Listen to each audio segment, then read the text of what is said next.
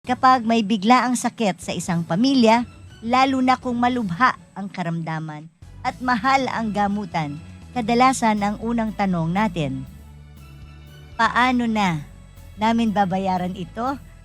Yan. Paano na kaya natin masusolusyonan? Kaya mahalagang pag-usapan ang PhilHealth Z-Benefit Package. Ito ang tulong na nanggagaling sa PhilHealth para sa mga malalaking hospital bills natin. At para ipaliwanag yan sa ating mga kasama, makakasama po natin ang ating medical specialist, Medical Specialist 3 ng PhilHealth Regional Office, NCR South, Dr. Anjamin Janelle McKinsey, or Jaja. Dr. Jaja, hello. At kasama rin natin si Mr. Glenn David, Senior Social Insurance Specialist Benefits, Development and Research Department. Welcome to the program. I'm Glenn and Dr. Jaja. Welcome to Vision Week. Good afternoon po. Good afternoon po, Kong Herrera, at magandang hapon din po sa lahat po ng tagapakinig at taga-subaybay po ng inyong palatuntunan. Yan, thank you to Vice President Lico again for arranging this interview sa PhilHealth. Napakabata niyo pa. I'm happy to see young faces dito sa PhilHealth. Siguro ito yung pag-usapan natin dahil ito yung karaniwang problema ng ating mga nagkakasakit, lalo na yung mamahaling mga diseases na minsan hindi na alam paano makatulong. Paano makakatulong ang PhilHealth dito? Ano ba yung PhilHealth? Ano ang Z-Benefit Package ng PhilHealth at bakit ito mahalaga sa mga Pilipino? Yes, Kong, no. Ang Z-Benefits po ay isang programa ng PhilHealth. Ito po ay bukod pa po dun sa mga regular na benepisyo ng PhilHealth. Sa Z-Benefits po, ito po yung mga tinatawag nating catastrophic illness o mga sakit na nakamamatay o mga life-threatening. Mga sakit po na mahal po yung gastusin o nangangailangan po ng mahabang gamutan. Kaya po, dito po sa Z-Benefits po, tinitiyak po natin na kahit papaano po na maging responsive po yung benepisyo ng PhilHealth kapag po nagkaroon po ng mga ganitong karamdaman ng isang Pilipino po para po sa kanyang mga gastusin sa ospital. Ano ba yung sakit o gamutan na sakop ng Z-Benefit? Sa kasalukuyan po, Kong, meron po tayong mahigit 20 benepisyo no, sa Z-Benefits. Meron po tayong Z-Benefits para sa open heart surgeries. Okay, open heart surgery. Yes, ito po yung coronary artery bypass graft, no? Sabihin, operasyon puto sa puso. Magkano normally ang open heart surgery? Nung 2025 po, Kong, na-enhance na po ang benepisyo na to, sumasakop po to ng around 660 to 960,000. Ang tulong ng PhilHealth. Yes po. Pero magkano normally ang open heart surgery? Kadalasan po, Kong, kung sa government, Sa all case rates, no, kung hindi po sila sa Z-Benefit mag-a-avail, 100,000 lang po yung coverage ni PhilHealth. No, I'm saying magkano sa hospitals? for the hospital po, it takes around 500 to 1 million ko. 500 to 1 million. Yes. And then, ang Z-Benefit package It's around 660 to 960,000. So, pwedeng makover halos. Yes po, Tapos, Kong. ang matitira na lang, yun ang pwedeng kunin para sa ibang medical assistance. Yes, Kong. But for the, later on, we'll discuss po kung mga government hospital po yan, sometimes po, no copay na po. Ibig sabihin, wala na po silang babayaran. Kasi anyway, doon muna tayo. Open heart surgery, ano pa? Yung mga major? Meron din po The tayong mga usual. Z-benefits for cancers, no? Ito po yung breast cancers. Kung maalala po, 2024, in-enhance po ang benepisyo mula 100,000.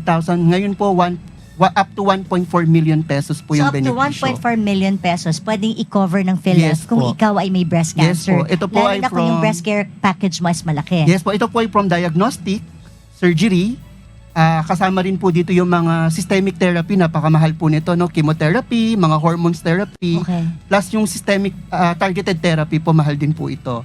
Plus, after po nun, hanggang surveillance po kinocover po ng PhilHealth. So, saan sila pupunta? Kailangan po nilang pumunta sa isang contracted na Z-benefits provider. Depende po kung anong benepisyo po yung i-avail nila. Ano ang example ng contracted Z-benefits provider? Marami ba nito sa ating bansa? Kasalukuyan po mga mahigit 200 na po no, yung mga And can they be na-contract po. accommodated? Yung 200, kasya na ba yun? Kasya ba sa mga may cancer sa ating bansa? Kasalukuyan po, pinaparami pa po no, ng PhilHealth, ito pong mga contracted health facility. Because, tama po kayo, very important po is access. Yeah, Kaya access, naman yeah. pupuspusan din po yung aming mga kasama sa regional office para po mas papadami pa po yung mga contracted na Z-benefits provider. So dito sa 200, may private, merong Yes po, government. it's about Ano government mas and marami? private. I think more on government po, no? So more Government. government. Contract po namin. Kasi pag problema sa government, minsan talagang may pila sa ospital, may pila sa mga doktor, may pila. So, hindi ba natin in-encourage yung mga private hospitals to be a contracted Z benefit Kasama po plan? sila, Kong, no, na ini-encourage po ng ating mga kasama from the regional office. So, usually po, kapag po may mga bagong Z benefits na lumalabas, nagkakandak po ng mga reach out na activity. Meaning po, yung PhilHealth po, pupunta po yan sa mga hospital para iparating po sa mga ospital na nasa kanilang nasasakupan na may ganitong benepisyo at inaanyahan nilang mag-apply po for the Z Oo nga, benefit. kasi I don't think lahat, Dr. Jaja and Glenn, nakakaalam nitong Z Yes benefit po. package na to. Kasi minsan kahit ako pag may lumapit sa akin, open heart surgery, puro GL lang ang binibigay namin, but I'm happy na nakausap ko kayo. At least we can refer them to, hahanapin ko na lang kung ano yung contracted health facility, Yes anong po. hospitals na May to. mga listahan naman po no, ng mga contracted na Z Where benefits. can I find the list? It can be found po in the PhilHealth website or pwede po silang mag-inquire po sa PhilHealth. Meron po tayong mga hotlines or kung may malapit po sa kanilang mga PhilHealth offices like Yun. local health insurance office, pwede rin po silang mag-inquire doon. So sa ating mga kababayan, kung kayo ay may karamdaman at catastrophic illness to or malaki ang babayaran nyo, I think the first thing you need to do is go to a local PhilHealth office and ask for help. Yes po. Is it easy to go to a PhilHealth office, Yes local? po, kasi since ang mga local health insurance naman po, tinitiyak po na accessible po sila sa mga community. Okay, so ano pa? Breast cancer, Ah, open heart surgery, ano From the klaseng cancer po, meron pa? po tayong prostate cancer, Prostate. cervical cancer, colon and rectal cancers. Para sa bata po, we also covered acute lymphocytic and lymphoblastic leukemia. Okay. Yun po. And then, meron din tayong mga benefits for persons with disabilities. Meron po tayong tinatawag na ZMORP. No? Ito po yung mobility orthosis, rehabilitation prosthesis health. Ito po ay mga benepisyo naman for the assistive devices. Kung Ah, yung kailangan po prosthetic ng legs. prosthetic legs, Oh, okay. kung kailangan So, po ng meron mga tayong spinal mga bracing, meron okay. po tayong mga ganong benepisyo Pero mga po. hospitals lang ba ang contracted health facility nyo? Hindi pwede yung mga standalone? Currently po, hospital pa po muna and later on po, inaaral pa naman po no, yung mga non-hospital based Kasi I facilities. know a lot of organizations that have a prosthetic leg Yes. replacement that they do that eh. Diba? So, baka dapat you can look into that Apo, also. inaaral naman po ito ko. So, ibig sabihin, malaki yung pwedeng i-cover ng PhilHealth. Naku-cover ba halos lahat ni PhilHealth? Sa Ah, Z-benefit nyo or hindi? Usually naman kung nako-cover lahat, no? Kasi once, yung Z-benefits po kasi hindi lang siya procedure lang. It covers po the whole spectrum of care for the specific cases. Okay, so kunwari, nakunwad, may isang bata or may isang tao isang babae na-diagnose siya na may breast cancer Oo. siya. So, kailangan pumunta siya sa isang contracted Yes po, facility para i-guide siya from the start up to the... And, yes And- po. So, kumbaga, pag na-enroll po siya sa Z-benefits, from diagnostic po, and then kung kailangan niya po ng chemotherapy, surgery, chemo, hanggang surveillance po, covered na po yun for the Z-benefits. So, up to a maximum of 1.4 Yes po. million. Lumalagpas ba doon ang breast cancer package? Ay, hindi na po. Ay, Hanggang hospital. yun na po yung maximum. No, I'm saying For yung the- gastos. Maaari pong lumagpas, pero kadalasan naman po sumasapat na po itong benepisyo na. So, pag gumastos, ano yung copay naman na sinasabi mo? Kung ang co-payment po, ito po yung mga karagdagang bayad no outside of the PhilHealth package. So meaning po, maaari kasing may request po yung pasyente like meron siyang choice ng doktor. Or Oh. kailangan niya po Kasi ng... may accredited doctors lang dito Yes, sa contracted yes health. po. Tapos kung meron ka sarili mong doktor, Yes so po. that's why you Oo. have to copay. Kasi sometimes mas mahal po kasi ang charge kung sariling doktor niya Yes, po. of no? course, of course. Kung may mga amenities din po na ni-request, like for example, gusto niyo po suite rooms for the operations. Okay. Of course, So there's ito, additional charges whether po. charity, whether private patients, pwedeng maka-avail Yes po. ng Z-benefits. Yes. Okay. Marami ba nag-avail na nito? Marami naman na po. Pero sa tingin mo kulang pa rin information kasi ako, I'm just hearing this for the first time. Actually, 2012 pa tong Z Talaga? benefit. Pero hindi ganun kalaki Hindi kasi gan- ang coverage. Now lang yung ganito kalaking coverage. Actually, tinataasan naman siya. Actually, for the past 2 years, no, meron tayong newly enhanced na Z-benefit coverage. As yung breast cancer na amounting to 1.4 million. Okay. Tas yung CABG or coronary, yung CABG na operation. Tapos meron pati yung surgery for congenital heart defect, to, yung VSD-NTOF. Lumaki na po, actually times 2 na po. And dati, kailangan po, yung coverage lang ng Z-benefit is pag luwagpas ka na ng 10 years old, hindi ka na makakapag-avail for that surgery ng congenital heart disease. Pero yung sa bago nilang release na package is buong pediatric age na ay kasali. No? Ay So, kasali na. what they're doing sa mga newly enhanced package is they increased the price, no? Kasi mas nagkaroon na din ng inflation, at the same time, mas malaki na yung coverage, no? So, yung maganda dito sa breast cancer is not only did they increase it from 100,000 to 1.4 million. Dati kasi, no, yung hindi pa siya nag-enhance, yung pag kumalat na yung cancer, no, yung breast cancer, hindi na pwedeng mag-avail ng Z-benefit. However, for this newly enhanced package, kahit na po kumalat, kahit Oh, stage 4, syempre kasi mas kailangan nga kayo. Yes, di ba? exactly. Mas kailangan nga kayo, tapos doon kayo aalis, di ba? yes, so covered na po siya. Alam mo yun yung sinasabi ko minsan ng mga rules na wala sa lugar. Kasi syempre, lumala na nga, doon ka kailangan. So I'm very thankful naman at na-enhance na to. Where do we see this? Meron ba akong pwedeng listahan? Pwede nyo ba akong bigyan para ma-update ko naman sa Facebook namin, ma-share namin sa mga viewers namin, magkano ba talaga tong mga pwede nilang i-avail para pag nagkasakit sila, alam mo, ang pinaka-ayoko kasi, pag nadidiscover ng isang taong may sakit sila, they refuse to leave the house anymore dahil ayaw nilang mabaon sa utang ang kanilang mga kamag-anak. So, hihintayin nilang mamatay sa bahay. At itong ayaw na ayaw ko sa bagong henerasyon. Kaya, I need to see these amounts so that we can share to the public para sabihin natin, there's hope.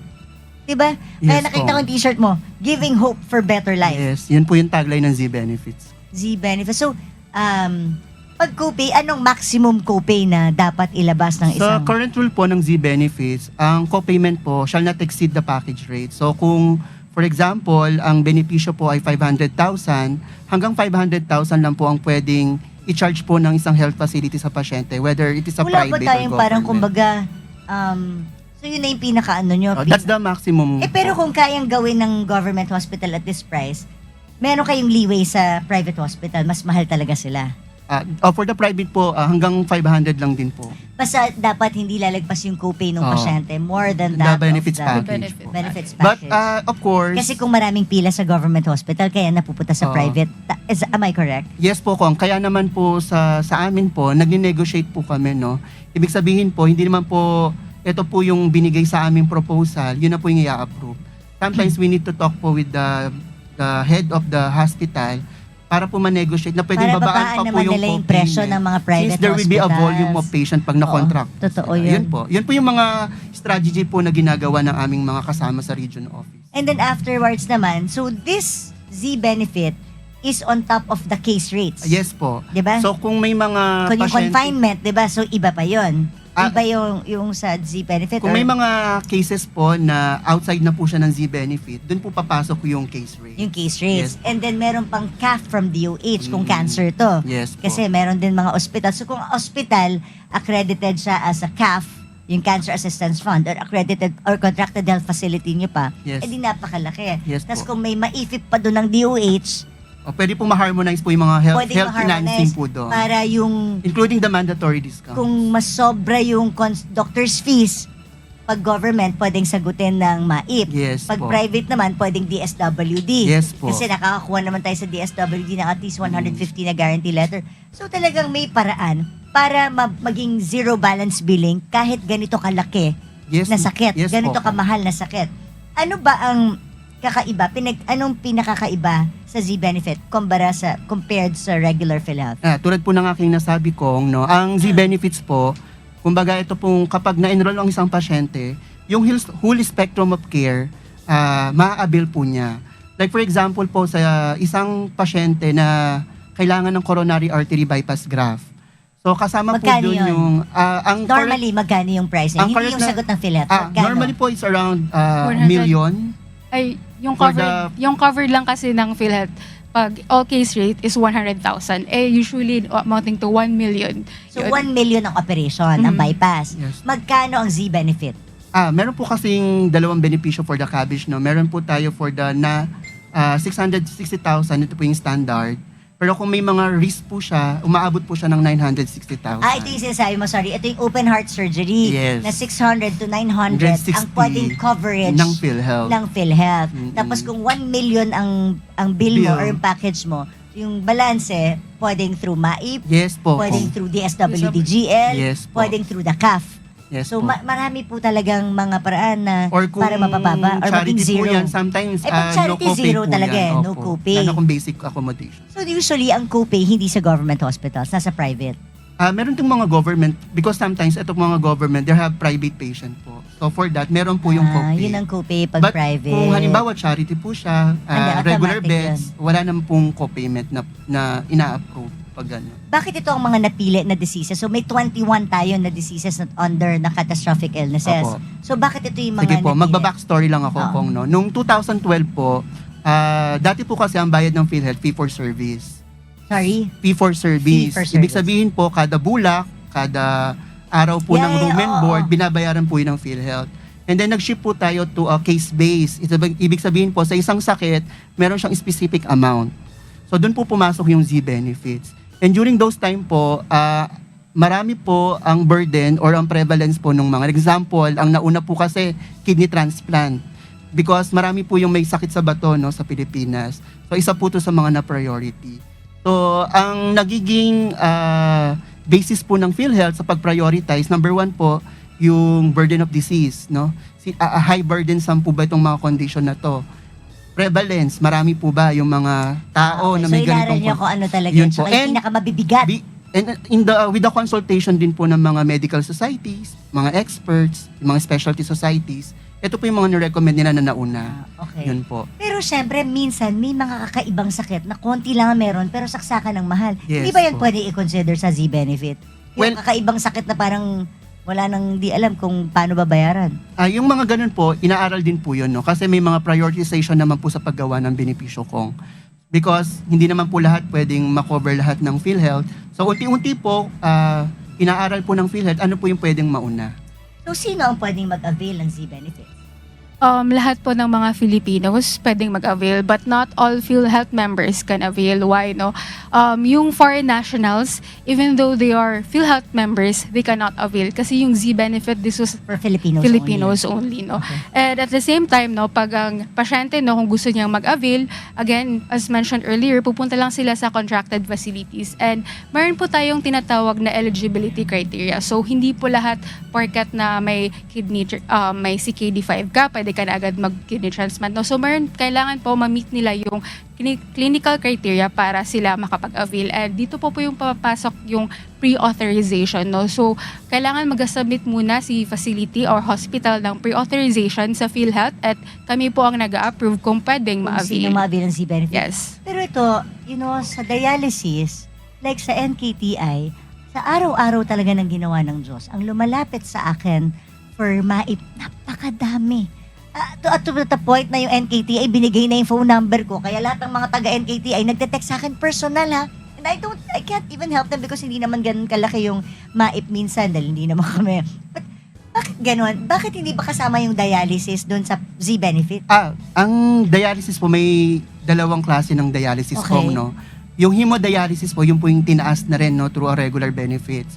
Meron tayong Z-benefits for peritoneal dialysis. Okay. Ito naman po, under siya ng Z-benefits. Nung 2020... Yung madami yung gamot, yung kung ano, basta ang dami. Opo, tama po, Kong. No? Kaya po nung 2024, na-enhance po yung peritoneal dialysis. Kinover na po mula gamot, yung solution, no? Yung peritoneal dialysis solutions. At kung halimbawa nagkaroon po ng infection habang nagda-dialysis, sinakop na rin po yun ng PhilHealth. Kasama na rin po yung gamot doon. So yung Z-benefit, pwede rin siya sa mga stand-alone dialysis centers? Yes po, Kong. So ito yung exception to the Yes. rule na Z-benefit na Opo. hindi sa ospital. Kasi may Pero mga dispensing. papa-accredit lang sila po. sa inyo as a contracted health facility. Yes po, Kong. Para yung sinasabi mo, anong klaseng dialysis yun? Peritoneal dialysis Peritoneal po. Isa po dialysis. itong klase ng dialysis, aside sa So hemodialysis. ba't hindi pa ma-cover lahat ng sa dialysis? Alam mo, dami-dami talaga eh. Nakakaawa sila. Alam mo, pag may nag-text sa akin, nasasabihin yung 11-year-old ko na anak, yung 10 years old ko na anak. Well, for hemodialysis, Iiyak na ako kasi hindi ko alam paano sila tulungan. sa hemodialysis po, naitaas na po yung benepisyo, Kong, no? Magkano? It is 6,350 from the dating 4,000. Yung mga pistula, hindi ko na, hindi mga, And ano ba yung kasama mga, rin po sa benepisyo po yun, Ng Kong. peritoneal Ng- dialysis. But ano pa ng yung hinihingi hemodialysis. sa amin? Baka po kasi sa hemodialysis yun. Baka mga karagdagang gamot, maaari po kasi. Oo. Or kung Ay, naubos na- dialyzer. Sa dialyzer yun. po, sakop Hindi na ba rin may po. cancer assistance fund or hindi kasi kasama ba sa cancer assistance fund yung dialyzer? Hindi kasama yun sa Z-benefit? Ang dialyzer po, Kong, kapag ang isang pasyente is nag-hemodialysis, sakop na rin po yun ang benepisyo. Yung 6,350. Pero kasi pag sumobra na. Per pag session naman sumobra. po kasi ang bayad for the hemodialysis. which is 156 sessions in a year. Pero they have to line up and wait for their the pre-authorization Hindi para po. Ang makapasok. hemodialysis po, hindi po siya Z-benefits, no? It is a regular benefit. So, Okay. kahit po saan silang pumunta na accredited na hemodialysis facility, i-cater po sila doon. Actually, yung peritoneal dialysis, no, it's one of the 2 exempted ng pre-authorization for Okay. Z-benefit. So wala siyang pre-authorization. And ang maganda dito sa peritoneal dialysis is actually very convenient, no? Kasi ang gagawin lang is pupunta si patient sa facility na accredited ng PD and then ibibigay lang yung solution. And pwede silang gumawa ng peritoneal dialysis at their home, at the comfort of their home. Yeah. Oo nga. So pwede yun. Basta So, pwede accredited yun. facility. Yes po. So talagang importante talaga, alam, hindi ba required yung mga local PhilHealth offices mag-announce lang sila dun sa area? Kasi alam mo, marami talagang hindi nakakaalam nitong mga coverage ng Z-benefits Well, na to. in terms of marketing Wala ba kayong naman leaflet po, na pwede ipamigay? meron or- pong mga Kasi not all naman have Facebook, brochure, not yes. all. O, may bigyan mga nyo naman brochure ako. po na ginagawa. Meron din pong mga, what do you call this? Ngayon po kasi, because of social media, no, nagsiship din po ang aming marketing, like paggawa ng mga Dapat reels. talaga social media. Oo, yun po. Tapos yung ganito, itong interviews Yes na ganito, po. after this, magsa-short reel siguro kami to explain pa further. Kunwari, pwede ba ako, siguro on a separate meeting, baka pwede ako like, igawin nating i-walk through natin for each kind. Hindi naman each kind, pero yung mga major. O, pag may open heart surgery, anong dapat gawin ni pasyente? Step 1. Pag may breast cancer, anong step 2? Anong dapat niyang gawin? Saan siya unang pupunta? Baka we can invite you para lang these are things na we have to help kasi yung mga patients natin na may sakit eh. Tapos kahit sa pay ward, may copay. Kung pay ward po yun, may copay po yun, more or less. Kahit pay ward siya, Yan po. kahit nasa government. Well, kung private patient po siya, as mentioned earlier, Yes, maaari po magkaroon siya ng copay. Pero kaya naman sila napupunta sa pay ward kasi punong-puno yung ward. So paano I mean, it doesn't mean, hindi ibig sabihin na nasa pay ward sila, hindi sila indigent Yes Kaya lang po. nawalan na sila ng choice kasi mas ma-accommodate sila kung dun sila sa pay Doon po ward. pumapasok How do we yung- avoid this kind of discrimination? I mean, syempre, ang tendency ngayon ng tao, pag magbayad ako sa private, mas mabilis ako sa pila. Well, doon po pumapasok kung yung contracting na sinasabi kanina because kapag po nakontrata po ang isang ospital, kung ano po ang na-approve no, ng region doon sa kontrata nila, yun lang po ang pwede nilang i-charge. So kung for example, pinropose po ng ospital for the pay ward is zero copay, then lahat po yun i-implement nila na zero Pero 2 copay. years daw ang pila. Sabi sa akin dito, 2 years ang pila sa open heart surgery. Pero pag naka-private, hindi pipila. So, ang policy na ng hospital yun. Yes po. Sorry. Kaya mas kailangan natin ng mas maraming accredited facilities para maibsan yung pila sa So, ibang... why are the other private hospitals not accrediting sa Z-benefit? Ano tingin mo anong dahilan kung bakit hindi lahat nagpapa-accredit sa inyo? Kung mababayaran naman sila ng PhilHealth. Well, siguro po number one concern is the supply side, no? Kasi sa Z-benefits po kasi, predetermined po kung sino-sino yung mga pwedeng multidisciplinary team or MDT. So ito po yung mga listahan ng human resources na dapat meron ng isang facility kapag nagpa-contract po sila. So, baka hindi qualified yung Opo, maaaring hindi sila hospital. kompleto. Or may mga certain equipment or medicine na hindi available. Hindi kaya dahil So, hindi sila, po- baka hindi kaya talaga hindi sila takot dahil matagal magbayad si PhilHealth? Hindi naman, Hindi naman. po, no, isabihin ko na rin din po, sa Z-benefits po, hindi po siya kasama sa regular lane ng case rates. So, ito sa separate po Mas yung mabilis lane niya for bayaran. the payment. Ang rule po natin is, kapag pumasok na po yung claim sa PhilHealth, meron po silang 30 days to process the claim. Basta good claims po yun. Yun lang naman ang pakiusap ko sa PhilHealth para ganahan yung mga private hospitals natin to really work with us. You Yes. really have to pay fast because syempre, na-service na nila Yes So po. pag mabagal tayo magbayad, profit naman, business pa rin naman yung hospital. Although it's a social responsibility, pero kahit paano, it still has to earn. At saka ito po yung mandato ngayon ng management po ngayon, no, is really to have a faster payment po of the claims. Dapat. Opo. So, paano ba ang proseso ng pag-avail ng Z-benefit? Talagang saan sila, kunwari alam ko na itong hospital na to, contracted health facility, saan ako pupunta? Sige po. Kapag po ang isang pasyente ay nais po magpa-enroll sa Z-benefits, Una po, tignan niya po no, kung saan po yung malapit siya na contracted health facility. And then doon po, maaari siyang tumawag para magpa-schedule para po ma-assess po siya no, ng doktor kung siya po ay makakwalify for the specific Z-benefits.